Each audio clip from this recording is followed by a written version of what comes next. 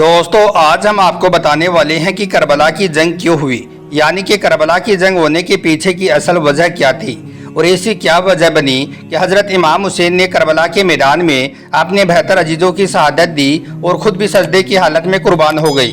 पूरा वाक़या सुनकर यकीनन आपकी आंखों में आंसू आ जाएंगे, इसलिए आज का यह वीडियो आप सभी के लिए बहुत खास है। आप इसको आखिर तक ज़रूर देखें। और सबसे पहले हज़रत इमाम हुसैन की मोहब्बत में आप इस वीडियो को दिल से एक लाइक ज़रूर कर दें और मेहरबानी करके इसे शेयर भी कर दें, ताकि 10 मुहर्रम का दिन आने से पहले पहले यह वीडियो और भी लोगों के पास में पहुंच जाए। तो चलिए दोस्तों शुरू करते हैं। दोस्तों हज़रत अमीर मुआविया के विसाल के बाद आपके बेटे यजीद को खिलाफत मिल गई। यजीद एक बहुत बुरा और बदबख्त शैतान था, शराबी था और जानी था। यजीद को जब खिलाफत मिली तो यजीद समझ गया कि मेरी इस खिलाफत को हज़रत इमाम हुसैन कभी कबूल नहीं करेगा। इसलिए यजीद ने मदीना शरीफ के गवर्नर वलीद बिन कुतबा को एक खत लिखा, जिसमें लिखा कि हुसैन इब्ने अली, अब्दुल्ला उमर और अब्दुल्ला इब्ने जुबैर मेरी बेयत को मान लें। अगर मेरी बात नहीं मानी गई तो तुम पर जुल्म सितम किया जाएगा। खत पढ़कर हज़रत इमाम हुसैन ने यजीद की बेयत करने से साफ साफ इनकार कर दिया, क्योंकि हज़रत इमाम हुसैन को मालूम था कि यजीद मुसलमानों की इमामत और खिलाफत करने के हरगिज़ लायक नहीं है, क्योंकि आप जानते थे कि यजीद एक फासिक व फाजिर है, शराबी है, जानी है और जुल्म सितम करने वाला है। यजीद का खत पढ़कर हज़रत इमाम हुसैन खून खराबे से बचने के लिए मदीना छोड़कर मक्का तशरीफ़ ले गई, मगर मक्का में जाने के बाद कूफियों के ढेर सारे खत आपके पास में आने लगे। उन खतों में लिखा हुआ था कि हज़रत इमाम हुसैन आप कूफा में तशरीफ़ ले आए, यहाँ पर यजीद का जुल्म सितम हद से ज़्यादा बढ़ता जा रहा है, हम यजीद से तंग आ चुके हैं, इसलिए अब हम आपसे ही बेयत करेंगे। यजीद की बेयत हमें हरगिज़ मंजूर नहीं है। कूफियों के खतों को पढ़ने के बाद हज़रत इमाम हुसैन ने वहाँ के हालात को समझने के लिए अपने भाई हज़रत मुस्लिम बिन अकील को यह कहकर कूफा भेजा कि जाओ और जाकर वहाँ के हालात मालूम करो, वहाँ पर जाकर मुझे बताओ कि वहाँ के हालात कैसे हैं। हुक्म पाते ही हज़रत मुस्लिम बिन अकील कूफा पहुँचे। वहाँ के लोगों ने बड़े ही एहतराम के साथ में आपके साथ हाथ मिलाया और आपका इस्तकबाल किया। उस वक्त हज़रत मुस्लिम बिन अकील के हाथों में 18,000 लोगों ने बेयत की। यह देखकर फिर हज़रत मुस्लिम बिन अकील ने अपने भाई हज़रत इमाम हुसैन के नाम पर एक खत लिखकर रवाना कर दिया, जिसमें लिखा था कि यहाँ के हालात बहुत अच्छे हैं, यहाँ पर 18,000 लोगों ने हमारे साथ में बेयत की है, लिहाजा आप कूफा जल्द से जल्द तशरीफ़ ले आएँ। अब इधर हज़रत मुस्लिम बिन अकील ने खत लिखकर भेज दिया और दूसरी तरफ यजीद को इस बात की जानकारी हो गई कि यहाँ के लोग हज़रत इमाम हुसैन के साथ में खड़े हो गए हैं। इसलिए यजीद उन लोगों में से कुछ का तो कत्ल कर दिया और कुछ लोगों को धमकियाँ देने लगा। यजीद का जुल्म सितम देखकर कूफा के लोग अपनी बात से मुकर गई। इस दौरान यजीद ने हज़रत मुस्लिम बिन अकील को शहीद भी कर दिया था। खत लिखने के बाद कूफा के हालात इतने ज़्यादा बदल चुके थे कि जो लोग हज़रत मुस्लिम बिन अकील और हज़रत इमाम हुसैन पर जान छिड़कने के लिए तैयार थे, अब वही लोग आपकी जान के दुश्मन बन गए थे। अब इधर दूसरी तरफ मक्का में हज़रत इमाम हुसैन के पास हज़रत मुस्लिम बिन अकील का भेजा हुआ खत पहुंच चुका था, जिसमें लिखा हुआ था कि यहाँ पर कूफा के हालात बहुत अच्छे हैं, आप जल्द से जल्द कूफा तशरीफ़ ले आएँ। यह पढ़कर हज़रत इमाम हुसैन ने फ़ौरन ही कूफा में जाने की तैयारी करनी शुरू कर दी। फिर हज़रत इमाम हुसैन अपने तमाम अहले खाना के साथ कूफा के लिए रवाना हो गई। हज़रत इमाम हुसैन इब्ने अली को हज़रत मुस्लिम बिन अकील की शहादत और कूफा के लोगों की बेवफाई की खबर उस वक्त हुई जब आप कूफा शहर के बिल्कुल करीब पहुंच चुके थे। वहां पर यजीदी फ़ौज ने आपके काफिले को रोकने की कोशिश की। यह देखकर हज़रत इमाम हुसैन ने उन लोगों से फरमाया कि मैं तो तुम लोगों के बुलाने पर यहाँ पर कूफा शहर में आया हूँ, अगर तुम लोग चाहते हो कि मैं यहाँ पर कूफा में ना आऊँ तो फिर आप मुझे यहाँ से वापस जाने दो, मैं यहाँ से वापस जाने के लिए तैयार हूँ। इस तरह से फिर यजीदी फ़ौज ने हज़रत इमाम हुसैन को कूफा शहर में दाखिल नहीं होने दिया। इसलिए फिर हज़रत इमाम हुसैन ने अपने पूरे काफिले के साथ अपना रास्ता बदल लिया और चलते चलते आप एक बहुत बड़े मैदान में पहुंच गई। वहां पर जाने के बाद आपने एक शख्स से पूछा कि यह कौन सी जगह आ गई है, तो उस शख्स ने बताया कि इस जगह को करबला कहा जाता है। जैसे ही करबला का नाम सुना तो हज़रत इमाम हुसैन ने फ़ौरन ही अपने पूरे काफिले को वहीं पर खेमा लगाने का हुक्म दे दिया। इस तरह से फिर हज़रत इमाम हुसैन का पूरा काफिला करबला के मैदान में ठहर गया। अब इधर यजीदी फ़ौज को इस बात का जैसे इल्म हुआ कि हज़रत इमाम हुसैन ने अपना खेमा करबला के मैदान में लगाया है, तो यजीदी फ़ौज ने भी फ़ौरन ही करबला के मैदान में पहुंचना शुरू कर दिया। यजीद के फ़ौज की सिबला सलार इब्ने साद कर रहा था।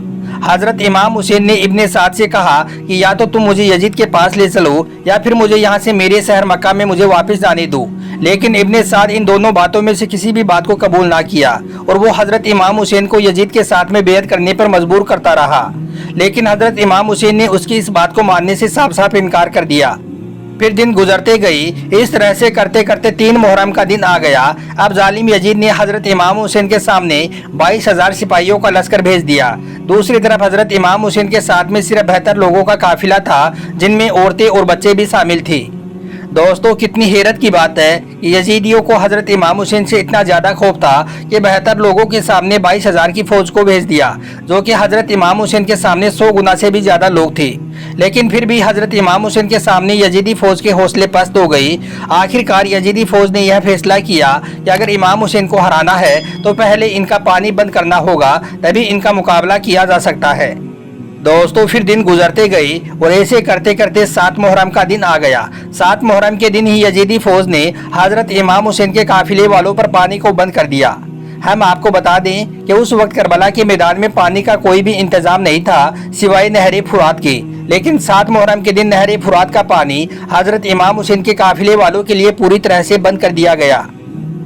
इस पर हजरत इमाम हुसैन और आपके साथ में जो जवान लोग मौजूद थे वो तो प्यास को बर्दाश्त करते रहे, लेकिन आपके साथ में जो छोटे छोटे बच्चे और औरतें थी उनका प्यास के मारे बुरा हाल होने लगा।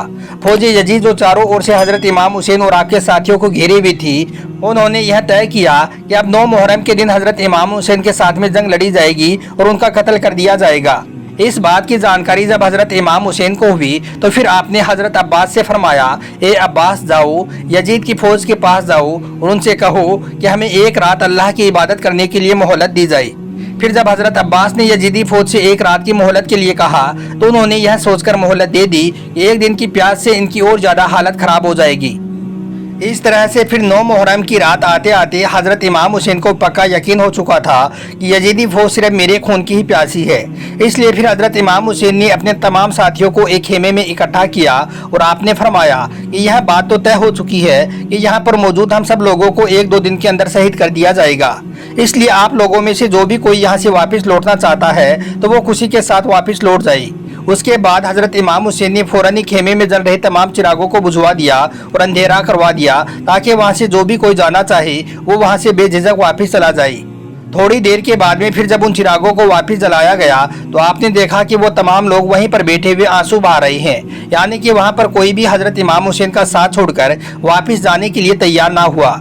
आखिरकार फिर 10 मुहर्रम की सुबह हो गई। सुबह होते ही यजीदी फौज ने हजरत इमाम हुसैन के काफिले पर हमला कर दिया।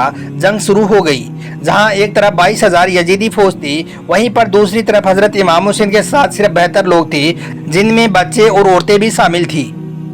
उसके बाद यजीदी फौज का जुल्म सितम शुरू हो गया और हर शहीद शहादत का जाम पीता गया। कभी ओनो मोहम्मद शहीद हुए तो कभी कासिम शहीद हुए तो कभी अली अकबर शहीद हुए। लेकिन फिर भी हजरत इमाम हुसैन के घर वाले और तमाम अफराद यजीदी फौज से जंग करते रहे और एक एक करके शहीद होते गए।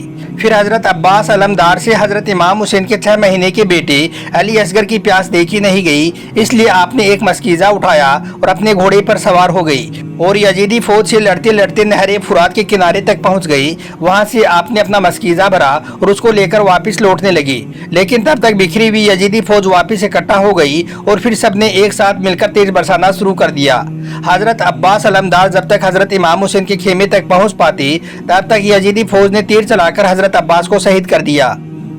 इस तरह से फिर एक एक करके तमाम अहले बैत के नौजवान और हाशमी शेर शहादत का जाम पीते गई। धीरे धीरे करके फिर जब हजरत इमाम हुसैन के तमाम साथी शहीद हो गए तो उसके बाद हजरत इमाम हुसैन ने खुद ने अपनी तलवार उठाई और अपने घोड़े पर सवार होकर मैदान के बीच में पहुंच गई।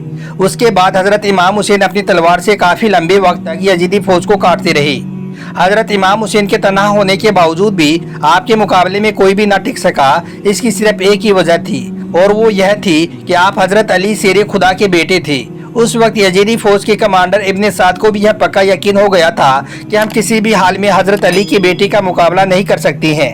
इसलिए फिर उसने अपने तमाम फौज को हजरत इमाम हुसैन पर एक साथ हमला करने का हुक्म दे दिया। फिर यजीदी फौज ने एक साथ मिलकर हजरत इमाम हुसैन पर हमला कर दिया।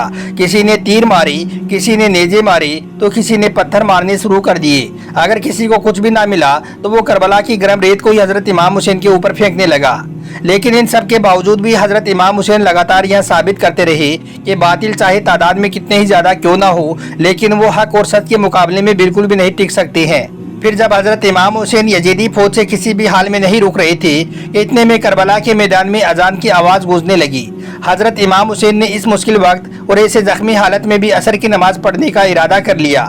آپ اپنے گھوڑے سے اترے اور وہیں پر آپ نے نماز پڑھنا شروع کر دیا۔ بس پھر کیا تھا، یزیدی فوج کو جس موقع کی تلاش تھی وہ موقع مل گیا۔ پھر حضرت امام حسین جیسے ہی سجدے میں گئے تو سمر نے ویسے ہی آپ کی گردن پر تلوار چلا کر آپ کے سر مبارک کو جسم سے جدا کر دیا۔